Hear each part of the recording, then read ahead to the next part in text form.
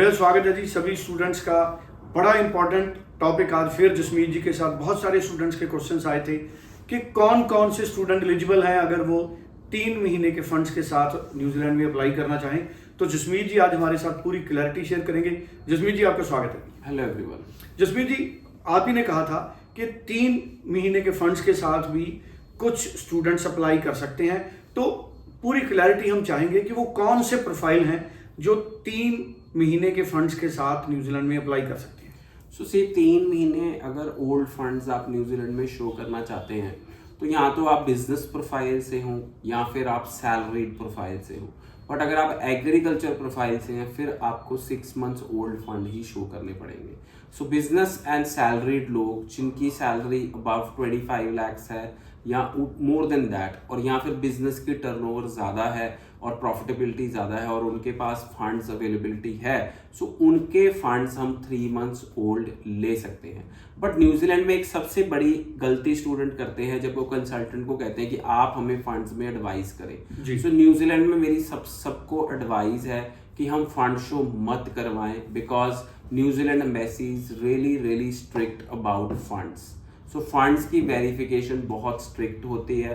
सो New Zealand अगर आप जाना चाहते हैं तो you should follow a very simple route. अगर आपके पास फंड्स हैं 1 ईयर स्टडीज के लिए 25 to 30 lakhs के फंड चाहिए, 2 ईयर स्टडीज के लिए 45 to 50 lakhs के फंड चाहिए, 3 ईयर स्टडीज के लिए 55 to 60 lakhs के फंड चाहिए।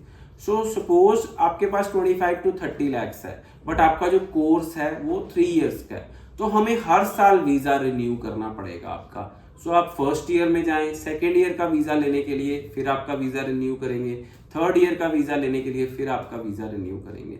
सो हर साल हमें आपका वीजा रिन्यू करना पड़ेगा। अगर आपके पास लो फंड्स भी हैं तो भी कोई प्रॉब्लम नहीं है। सो आइडियली 25 to 30 lakhs जिसके पास हैं वो न्यूजीलैंड का स्टूडेंट वीजा अप्लाई कर सकता है। और लेवल 7 लेवल 8 जो कि ग्रेजुएट लेवल 8 और लेवल 9 हो जाता है। सो उसमें भी सपोज आपके पास फंड्स कम हैं बट आप मास्टर डिग्री करना चाहते हैं तो आप फर्स्ट ईयर पीजी लेवल 8 कर सकते हैं और नेक्स्ट ईयर पीजी लेवल 9 कर सकते हैं। So student, right now New Zealand is opening up and the visa success rate is high if you are using genuine documents. Before visa कोई पैसे नहीं लगने आपके, सिर्फ एम्बेसी फीस के अलावा।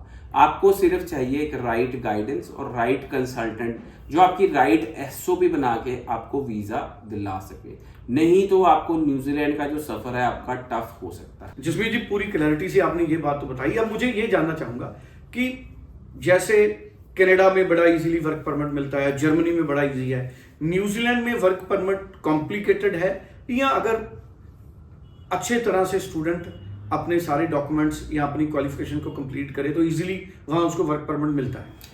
सो स्टूडेंट्स, देखने की बात है कि न्यूजीलैंड में बैचलर्स या मास्टर्स करनी पड़ती है वर्क परमिट लेने के लिए। बैचलर्स करने के बाद 3 साल का वर्क परमिट, मास्टर्स करने के बाद 3 साल का वर्क परमिट। बट अगर आप ग्रीन लिस्ट कोर्सेज करते हैं, ग्रीन लिस्ट में mechanical, electronics, design, highway engineering, construction, civil engineering, early childhood education and nursing आ जाता है।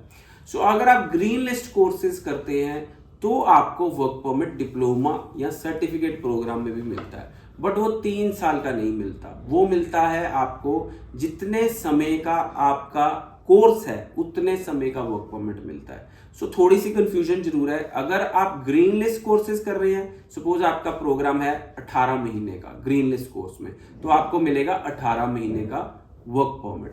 बट सपोज आप out of green list course कर रहे हैं, बैचलर इन हॉस्पिटैलिटी कर रहे हैं, बीबीए कर रहे हैं, बीकॉम कर रहे हैं या कुछ और कर रहे हैं जो ग्रीन लिस्ट में फॉल नहीं होता है, तो आपको करनी पड़ेगी बैचलर डिग्री। और बैचलर डिग्री करने पे आपको मिलेगा 3 साल का वर्क परमिट और मास्टर डिग्री करने पे मिलेगा आपको 3 साल का वर्क परमिट। बिल्कुल ठीक है जी। सो पूरी क्लैरिटी जसमीत जी ने दी है। अभी नेक्स्ट इनटेक्स कौन से हैं जसमीत? सो रोलिंग इनटेक्स हैं न्यूजीलैंड में। सो एवरी 2 मंथ्स में इनटेक होता है। सो अगर आप अप्लाई करना चाहेंगे तो अभी April, May, June, July there are rolling intakes in न्यूजीलैंड। Zealand, thank you so much. 90413 90412 आप इसी नंबर पे फोन कर सकते हैं। स्क्रीन पे व्हाट्सएप नंबर है, आप व्हाट्सएप भी कर सकते हैं। Thank you so much. Thank you so much.